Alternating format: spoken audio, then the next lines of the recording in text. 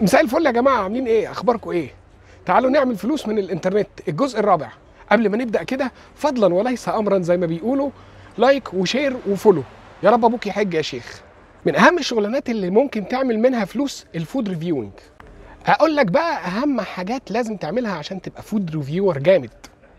اول حاجه واهم حاجه وافشخ حاجه تبينك فشيخ، لازم تقول على اي حاجه جوسي.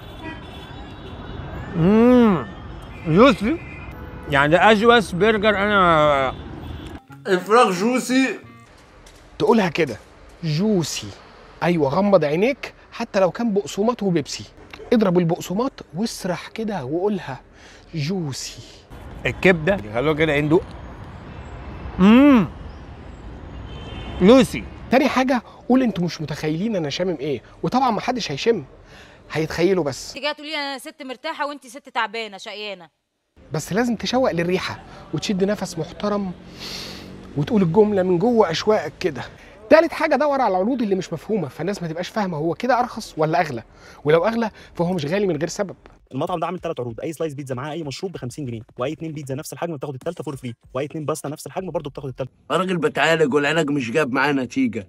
رابع حاجه اتكلم دايما عن الخامات اللي بيستخدموها، حتى لو بيتكلم عن سندوتش جبنه رومي. اكتشفت ان الخامات بتكون كويسه جدا، وبصراحه السندوتش بيكون طعمه حلو. يا جماعه انا مستغرب جدا من خامه الحاجات اللي بيحطوها، بس البيستاشيو بتاعهم حرفيا خامته كويسه جدا. الخامات اللي انت اصلا ممكن ما تبقاش فاهمها هي ايه. عايز اقول لكم بجد يا جماعه الخامات المستخدمه خامات كويسه كويس جدا، ده بالنسبه للخامات اللي هم بيستخدموها. بس خاماتهم محترمه، وكررها كتير عشان الناس تحفظها وعشان تملى والفيديو يطول.